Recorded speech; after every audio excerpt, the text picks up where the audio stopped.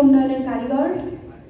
এবারে আমরা একজন যুব নারীর অনুভূতি শুনবো, সেটা যত্ন সহকারে দেখবেন আমরা প্রত্যাশা করছি। ধন্যবাদ আপনাকে। শিখরে পৌঁছে দিতে এই লক্ষ্যে যুব উন্নয়ন অধিদপ্তর যে নিরলসভাবে কাজ করে যাচ্ছেন, জয়পুরহাট যুব উন্নয়ন অধিদপ্তর সামনে উপস্থিত বিভিন্ন জেলা প্রশাসক মহোদয়, যুব উন্নয়ন অধিদপ্তর কর্তৃক এই দক্ষতাকে সময় এবং পরিশ্রমের সাথে কাজে লাগাতে হবে। আন্তরিক শুভেচ্ছা। আজকের এই গুরুত্বপূর্ণ ও তাৎপর্যপূর্ণ অনুষ্ঠানের কাছে আবেদন করব যে আমরা এইসব হয়রানি থেকে স্থানীয়ভাবে প্রভাবশালী এখান থেকে বেশিরভাগ শিক্ষার্থী আমরা উদ্যোক্তা হব, এটা বলা বাহুল্য। সংশ্লিষ্ট কর্মকর্তা কর্মচারী এবং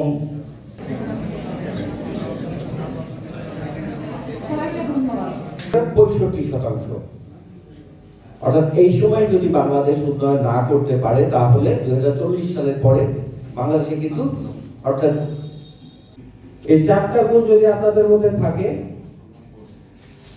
আপনারা কিন্তু দেশ গঠনে একটা বিরাট ভূমিকা রাখতে পারবেন।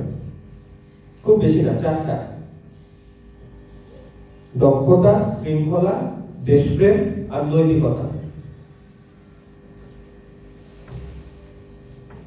বর্তমানে আমরা সেনাবাহিনী নির্বাচনকালীন দায়িত্ব পালন করার জন্য এবং আপনাদের জনগণের ভোটাধিকার নিশ্চিত করার জন্য এবং সার্বিক নিরাপত্তা বজায় রাখার জন্য ডিপ্লয়েড আছে। আমাদের একমাত্র উদ্দেশ্য হচ্ছে এই শান্তিপূর্ণ পরিবেশ বজায় রাখা এবং সংবিধান অনুযায়ী হবে না আর হয় না। এর পেছনে অনেক বেশি সময় এবং শ্রম থাকে। এই পুরস্কার প্রতি বছর 1 নভেম্বর জাতীয় যুব দিবসের প্রাক্কালে এই পুরস্কার আইসিটি অ্যাপ্লিকেশনের একজন প্রশিক্ষণার্থী। আজকে আমাদের